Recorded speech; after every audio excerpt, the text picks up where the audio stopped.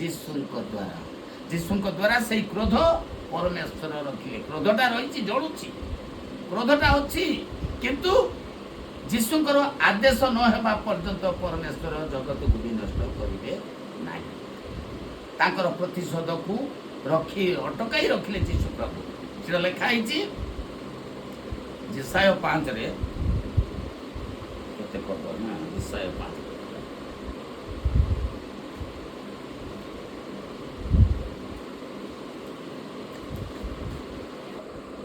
ଲୋକମାନଙ୍କ ବିରୁଦ୍ଧରେ ପ୍ରଜ୍ୱଳିତ ହୋଇଅଛି ହଁ ଓ ସେ ସେମାନଙ୍କର ବିରୁଦ୍ଧରେ ଆପଣା ହସ୍ତ ବିସ୍ତାର କରି ସେମାନଙ୍କୁ ଆଘାତ କରିଅଛନ୍ତି। ହଁ ପୁଣି ଉପପର୍ବତ ଗଣ କମ୍ପିଲେ ଓ ଲୋକମାନଙ୍କର ଶବ୍ଦ ସଡ଼କ ମଧ୍ୟରେ ଲୋକମାନଙ୍କର ଶବ ମଢ଼ ସଡ଼କ ମଧ୍ୟରେ ଅଳିଆ ଗଦା ପରି ହୋଇଗଲା।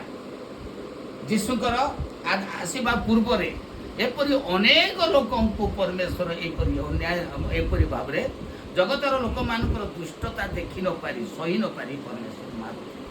ଅଳିଆ ଗଦା ପରି ହଜାର ହଜାର ଅହିତ ଲୋକମାନଙ୍କୁ ପରମେଶ୍ୱର ସଂହାର କରିଦେଉଥିଲେ। ପାପିଷ୍ଠ ଲୋକମାନଙ୍କୁ, ଆଉ ଜଗତରେ ଧାର୍ମିକ ଲୋକ କି ପାପିଷ୍ଠ ଲୋକ ସେତେବେଳକୁ ଯୀଶୁ ଆସିବା ପୂର୍ବରୁ ଆଉ ସେ ସମସ୍ତଙ୍କୁ ମାରିଦେବା ପାଇଁ ଯେତେବେଳେ ପ୍ରଭୁ ପ୍ରତିଶୋଧ ନେବା ପାଇଁ ଯେତେବେଳେ ଇଚ୍ଛା କଲେ, ଯୀଶୁ ସେଇ ଦିନର କଥାକୁ ମନରେ ପରମେଶ୍ୱରଙ୍କୁ କହିଲେ। ପୁତ୍ରଙ୍କର କଥା ପରମେଶ୍ୱର ମାନ୍ୟ କରିଛନ୍ତି। ତାପରେ ଏସବୁ ହେଲେ ହିଁ ତାହାଙ୍କର କ୍ରୋଧ ନିବୃତ୍ତ ହୁଏ। ଏସବୁ ହେଲେ ହିଁ ତାହାଙ୍କର କ୍ରୋଧ ନିବୃତ୍ତ ହୁଏ ନାହିଁ। ଯେତେ ଲୋକ ଯୀଶୁଙ୍କ ପୂର୍ବରେ, ଯୀଶୁ ଜଗତକୁ ଆସିବା ପୂର୍ବରେ ଯେତେ ଲୋକ ଅଳିଆ ଗଦା ପରି ଶବ ମଡ଼ ପଡ଼ିଥିଲେ, ଏମିତି ବିନଷ୍ଟ ହେଲେ ମଧ୍ୟ ଯୀଶୁଙ୍କର କଥା ଶୁଣି ସେ ଜଗିଛନ୍ତି, କିନ୍ତୁ ସେ କ୍ରୋଧଟା ଲୁଚି ନାହିଁ। ଜଗତକୁ ବିନାଶ କରିବା ପାଇଁ ପରମେଶ୍ୱରଙ୍କ କ୍ରୋଧ ଅଛି। ତା ତଳେ ମାତ୍ର ତାହାଙ୍କର ହସ୍ତ ପୂର୍ବ ପରି ବିସ୍ତାରିତ ହୋଇ ରହିବ। ପରମେଶ୍ୱରଙ୍କର ହସ୍ତ ପୂର୍ବ ପରି ଜଗତକୁ ମାରିଦେବା ପାଇଁ ଅଲରେଡି ହେଇକରି ସେ ଅଛି। ପ୍ରଭୁ ଯୀଶୁଙ୍କ ଦ୍ୱାରା 2025 ବର୍ଷ ଆଜି ଜଗତ ଭୋଗ କରୁଛି। କିନ୍ତୁ ଜଗତ ବୁଝିଛନ୍ତି କି ଯୀଶୁଙ୍କ ଦ୍ୱାରା ଏ ଜଗତ ବିନାଶ ହଉଥିଲା? ଯୀଶୁ କାହିଁକି ଆସିଲେ? ଆଜି ଜଗତ ଲୋକ ବୁଝିପାରୁନାହାନ୍ତି। ପ୍ରଭୁ ଯୀଶୁଙ୍କ ଦ୍ୱାରା ସବୁ ଜାତିର ଲୋକ, ସର୍ବଜାତି, ସର୍ବଧର୍ମ, ସର୍ବ ଭାଷାବାଦୀ, ସର୍ବ ଗୋଷ୍ଠୀ ଓ ଅଗଣ୍ୟ ମହାଜନତା ଆଜି ପୃଥିବୀର ଲୋକ ବଞ୍ଚୁଛନ୍ତି। କାହା ଦ୍ୱାରା? ଯୀଶୁଙ୍କ ଦ୍ୱାରା। ଆଜି ସେଇ କଥା ଆମେ ଲୋକଙ୍କ ଆଗରେ ଘୋଷଣା କରିବାକୁ ପଡ଼ିବ। ଆଜି 2025 ବର୍ଷ କାହା ଦ୍ୱାରା ଆମେ ପାଇବୁ? ଯେଶାୟ 63ର ତାର ରେଫରେନ୍ସକୁ ଯିବା, ଟିକେ ସେଠି ମିଳିବ। ଆମେ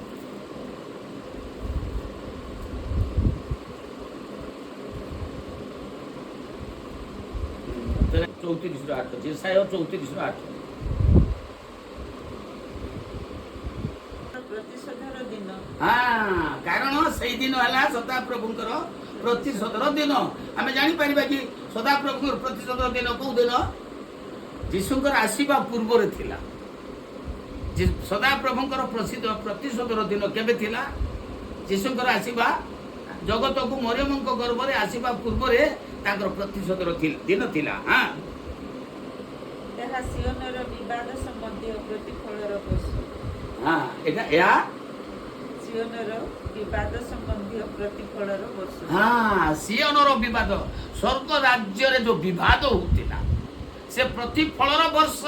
ପରମେଶ୍ୱରଙ୍କ ପୁତ୍ର ପ୍ରଭୁ ଯୀଶୁ ଖ୍ରୀଷ୍ଟ ସେଇ ବିବାଦକୁ ନିଷ୍ପତ୍ତି କଲେ। ସେଇ ବିବାଦକୁ ନିଷ୍ପତ୍ତି କରି ପରମେଶ୍ୱରଙ୍କୁ ମନା କରିଦେଲେ, ନାଇଁ ବାପା, ଏଇ ଯୋଉ ପ୍ରତିଶୋଧର ଦିନ ଆମେ ଏବେ କରିବା ନାହିଁ, ମୁଁ ଯିବି।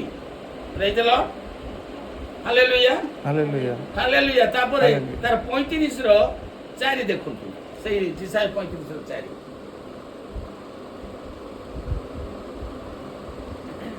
ନିତାନ୍ତକରଣ ମାନଙ୍କୁ କୁହ, ସାହସିକ ହୁଅ, ଭୟ କର ନାହିଁ। ଦେଖ, ଆମମାନଙ୍କର ପରମେଶ୍ୱର ପ୍ରତିଶୋଧ ସହିତ, ପରମେଶ୍ୱରଙ୍କର ପ୍ରତିଫଳ ସହିତ ଆସିବେ। ସେ ଆସି ତୁମମାନଙ୍କର ପରିତ୍ରାଣ କରିବେ। ସେଠି କହୁଛନ୍ତି, ଯୀଶୁ କହୁଛନ୍ତି, ଦେଖ, ପରମେଶ୍ୱରଙ୍କ ପ୍ରତିଶୋଧର ଦିନରେ ଆମେ ପ୍ରତିଶୋଧରେ ଆସିବୁ। କିନ୍ତୁ ସେଦିନ ଆଉ ପ୍ରତିଶୋଧ ନେବୁ ନାହିଁ। ଯୀଶୁ ଆସିଲା ପରେ ଆମେ ପରିତ୍ରାଣର ଦିନ ଆଣିବୁ। ପ୍ରେଜ୍ ଦ ଲର୍ଡ, ହାଲେଲୁୟା। ତେବେ କହୁଛନ୍ତି କି ପ୍ରତିଶୋଧର ଦିନରେ ଯୀଶୁଙ୍କୁ ପଠାଇଲେ, ପ୍ରତିଶୋଧ ପରମେଶ୍ୱର ଦେବା ଦିନରେ ଯୀଶୁଙ୍କୁ ପଠାଇଲେ। ସେଇ ଦିନ କ'ଣ? ମୁକ୍ତିର ଦିବସ। ଯୀଶୁ ଆସିବା ଦିନ ମୁକ୍ତିର ଦିବସ ହେଲା। ପ୍ରେଜ୍ ଦ ଲର୍ଡ, ହାଲେଲୁୟା।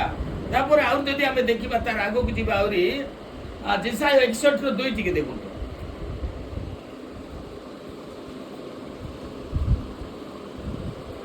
ସଦାପ୍ରଭୁଙ୍କର ଗ୍ରାହ୍ୟ ବର୍ଷ ଓ ଆମମାନଙ୍କ ପରମେଶ୍ୱରଙ୍କର ପ୍ରତିଶୋଧର ଦିନ ଘୋଷଣା କରିବାକୁ, ଶୋକାର୍ତ୍ତ ସମସ୍ତଙ୍କୁ ସାନ୍ତ୍ୱନା କରିବାକୁ, ସିଓନର ଶୋକାର୍ତ୍ତ ଲୋକମାନଙ୍କ ପାଇଁ ନିରୂପଣ କରିବାକୁ, ଅର୍ଥାତ୍ ଭସ୍ମର ପରିବର୍ତ୍ତେ ଭୂଷଣ, ଦୁଃଖର ପରିବର୍ତ୍ତେ ସୁଖରୂପ ତୈଳ, ଅବସନ୍ନ ଆତ୍ମାର ପରିବର୍ତ୍ତେ ପ୍ରଶଂସାରୂପ ବସ୍ତ୍ର ପ୍ରଦାନ କରିବାକୁ ସେ ମୋତେ ପ୍ରେରଣ କରିଅଛନ୍ତି ବୋଲି ଯୀଶୁ କହୁଛନ୍ତି।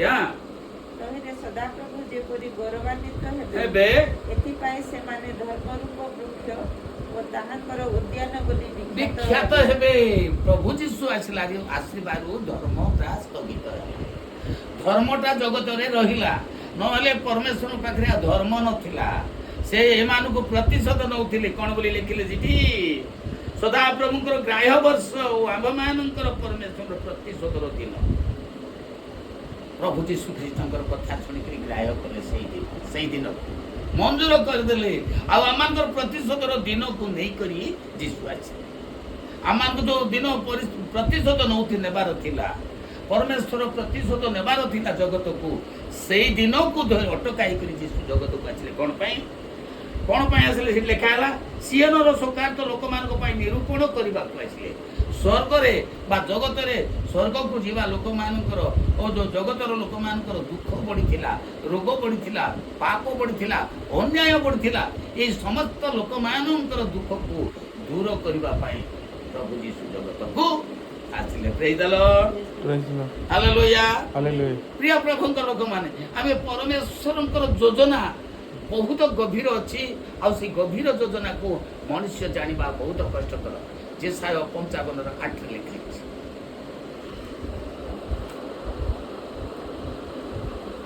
ଯେହେତୁ ସଦାପ୍ରଭୁ କହନ୍ତି, ଆମ୍ଭର ସଂକଳ୍ପ ସକଳ ତୁମମାନଙ୍କର ସଂକଳ୍ପ ପରି ନୁହେଁ। ସଦାପ୍ରଭୁ କହୁଛନ୍ତି ଆମମାନଙ୍କର ସଂକଳ୍ପ ସବୁ ତୁମମାନଙ୍କର ସଂକଳ୍ପ ପରି ନୁହେଁ। କିମ୍ବା ତୁମମାନଙ୍କର ମାର୍ଗ ସକଳ, କିମ୍ବା ଜଗତ ନିବାସୀ ମାନଙ୍କର ବାଟ ସକଳ ଅପେକ୍ଷା ଆମର ମାର୍ଗ ପରି ନୁହେଁ। ଜଗତର ଲୋକମାନଙ୍କର ବାଟ ଆମର ବାଟ ପରି ନାହିଁ ବୋଲୁଛନ୍ତି। କାରଣ ପୃଥିବୀ ଅପେକ୍ଷା ଆକାଶ ମଣ୍ଡଳ ଯେପରି ଉଚ୍ଚ, ସେହିପରି ଆମର ମାର୍ଗ ସକଳ ତୁମମାନଙ୍କର ମାର୍ଗ ଅପେକ୍ଷା, ସେହିପରି ଆମର ସଂକଳ୍ପ ସକଳ ତୁମମାନଙ୍କର ସଂକଳ୍ପ ଅପେକ୍ଷା ଉଚ୍ଚତର ଅଟେ। ମଣିଷ ମାନଙ୍କର ଜ୍ଞାନ ଏତେ ବିନାଶ ହେବା ଜ୍ଞାନ ଥିଲା, ସେମାନଙ୍କର ଜ୍ଞାନ ଠାରୁ ପରମେଶ୍ୱର ଏତେ ଉଚ୍ଚ ଜ୍ଞାନ କଲେ ଯେ ଆଉ ଜଗତକୁ ବିନଷ୍ଟ କଲେ ନାହିଁ। ତେଣୁକରି ଆଜି ଆମେ ଯୀଶୁଙ୍କ ଦୟାରୁ ପରମେଶ୍ୱରଙ୍କ ଠାରୁ ଆମେ କ'ଣ ହେଲୁ? ରକ୍ଷା ପାଇଁ ତାଙ୍କର କ୍ରୋଧକୁ ପରମେଶ୍ୱର ଯୀଶୁ ଦବେଇ ଦେଲେ। ପରମେଶ୍ୱର କ୍ରୋଧ ଦେଖିଲେ ନା, ଦବେଇ ସିନା ଦେଲେ, ମାତ୍ର ଆମେ ଆମେ ଦେଖିଲୁ ଯେ ଆହୁରି ଅଛି ଏକା କ୍ରୋଧଟା ରଖିଛନ୍ତି ଏକା। ଯେତେବେଳେ ହେଲେ ବି ଧ୍ୱଂସ କରିବାକୁ ଇଚ୍ଛା କରୁଛନ୍ତି, ପୃଥିବୀକୁ ଧ୍ୱଂସ କରିବାକୁ ପରମେଶ୍ୱର ଯୋଜନା କରିଛନ୍ତି। ଏ ଯୋଜନାକୁ ଜଗତ ନିବାସୀ ମାନେ କେହି ବୁଝିପାରୁନାହାନ୍ତି। ଆଉ ଖ୍ରୀଷ୍ଟ ସେନାମାନେ ଜାଣୁଛନ୍ତି, ବୁଝୁଛନ୍ତି। ଯେଉଁମାନେ ପାଠ କରୁଛନ୍ତି ସେମାନେ ଜାଣିପାରୁଛନ୍ତି। ପ୍ରିୟ ପ୍ରଭୁ, ଆଜି ଆମମାନଙ୍କ ପାଇଁ ଏହିପରି ଅନେକ ବିଷୟ ଶାସ୍ତ୍ର ଲିଖିତ ଅଛି। ଏ ଶାସ୍ତ୍ର ଲେଖା ଅନୁସାରେ ଆମେ ଜାଣିପାରୁଛୁ। ଆଉ ସେ 60:7 ସେଇଟା କହୁଛନ୍ତି କ'ଣ? ଆଉ ଯେତେବେଳେ ଯୀଶୁ ଆସିଲେ ଗୋଟିଏ ଦିନରେ ସାରା ପୃଥିବୀ ମୁକ୍ତି ପାଇଲା। 66:7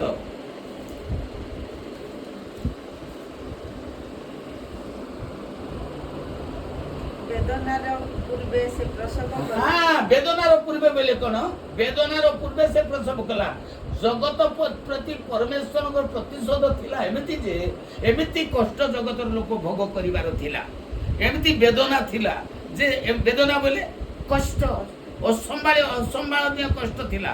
ବେଦନାର ପୂର୍ବେ ସେ ପ୍ରଭୁ ଯୀଶୁଙ୍କୁ ମରିୟମଙ୍କ ଗର୍ଭରେ ଜନ୍ମ କରିଦେଲେ। ବିପଦ ଆସିବା ପୂର୍ବରେ ପଏଣ୍ଟ ଆସିଲା କି ନାହିଁ?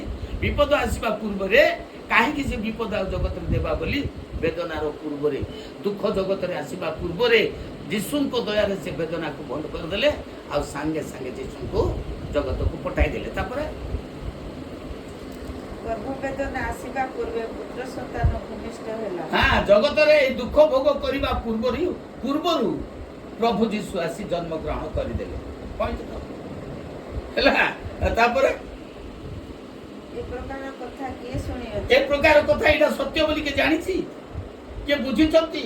ଜଗତକୁ ଏଡେ ବଡ ବିପଦ ଥିଲା, ଗର୍ଭବେଦନା ପୃଥିବୀ ଉପରେ ଗୋଟେ ଏମିତି ଗୋଟେ ବିପଦ ଥିଲା, এই ବିଷୟରେ କିଏ ଜାଣିଛନ୍ତି? କାହା ଦ୍ୱାରା ଆଜି ରକ୍ଷା ପାଇଛୁ? କିଏ ଆଜି ପୃଥିବୀ ନିବାସୀ ମାନଙ୍କୁ ଉଦ୍ଧାର କରିଛନ୍ତି? ଦୀର୍ଘ 2025 ବର୍ଷ ପର୍ଯ୍ୟନ୍ତ ଯୀଶୁଙ୍କର ଆଦେଶକୁ ମାନ୍ୟ କରି ପରମେଶ୍ୱର ରହିଛନ୍ତି। ଯୀଶୁ କହୁଛନ୍ତି ନା ନା ନା ନା, ବିନା ମୋ ଆଦେଶରେ ତମେ ଜଗତକୁ ନଷ୍ଟ କଲେ ହେବ ନାହିଁ। ଦେଖାଯାଇଛି ପ୍ରକାଶିତ ପୁସ୍ତକ ଦେଖନ୍ତୁ, ସିଏ ମନା କରୁଛନ୍ତି ନାଇଁ ବାପା, ମାରିବାକୁ ହେବ ନାହିଁ।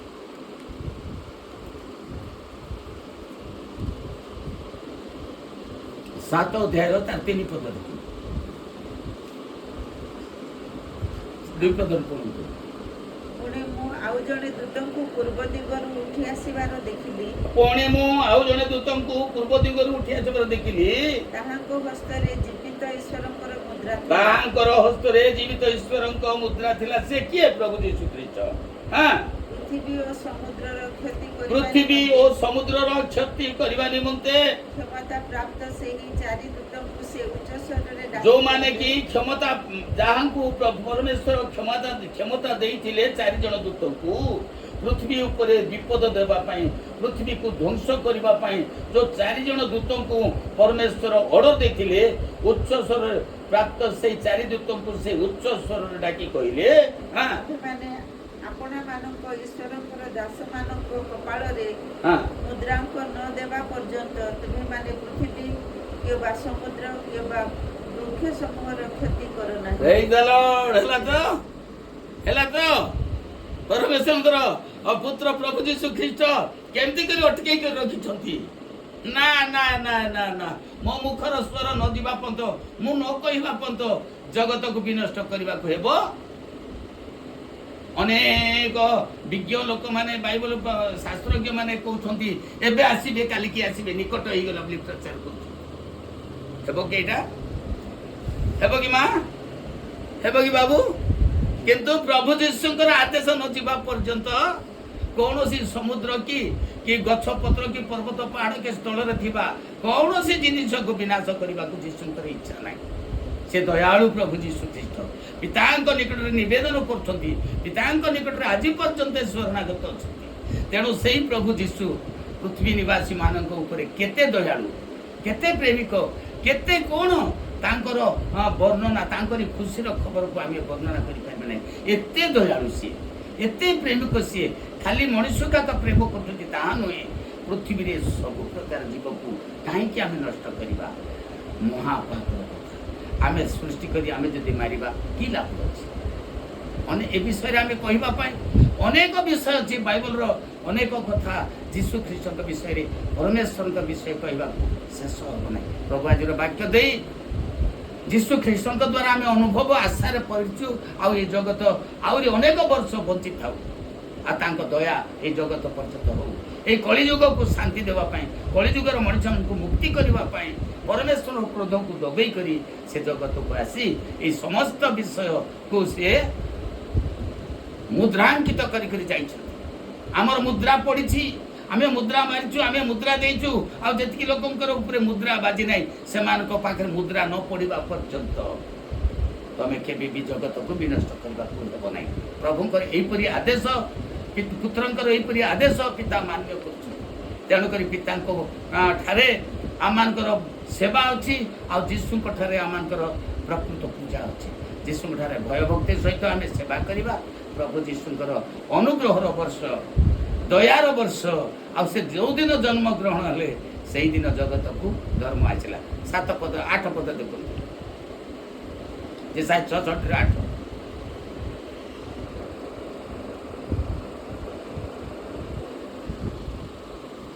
8 ଏହି ପ୍ରକାର କଥା କିଏ ଶୁଣିଅଛି? ଏ ପ୍ରକାର କଥା କିଏ ଦେଖିଅଛି? ଏ ପ୍ରକାର କଥା କିଏ ଦେଖିଅଛି? ଏକ ଦିନରେ କି କୌଣସି ଦେଶର ଜନ୍ମ ହେବ? ଏକ ଦିନରେ ଗୋଟିଏ ଦିନରେ କୌଣସି ଦେଶରେ କଣ ଏ ମୁକ୍ତି ଜନ୍ମ ହେବାର ଥିଲା କି? କୌଣସି ଗୋଷ୍ଠୀର ଲୋକ କି ଏକାବେଳେ ଜନ୍ମ ହେବେ? କୌଣସି ଗୋଷ୍ଠୀର ଲୋକ ଏକା ବେଳେ କଣ ଜନ୍ମ ହେବାର ଥିଲା କି? ସିଓନ ଗର୍ଭବେଦନା ପାଇବା ମାତ୍ରେ ସିଓନ ଗର୍ଭବେଦନା ପାଇବା ମାତ୍ରେ ସେ ଆପଣା ସନ୍ତାନ ଗଣକୁ ପ୍ରସବ କଲା। ହାଲେଲୁୟା। ବୋଲ ଯୀଶୁଙ୍କ ନାମରେ ଗୋଟେ ଉଚ୍ଚ କୋଳ ତାରି ଦେବା। ପ୍ରେଜ ଦ ଲର୍ଡ।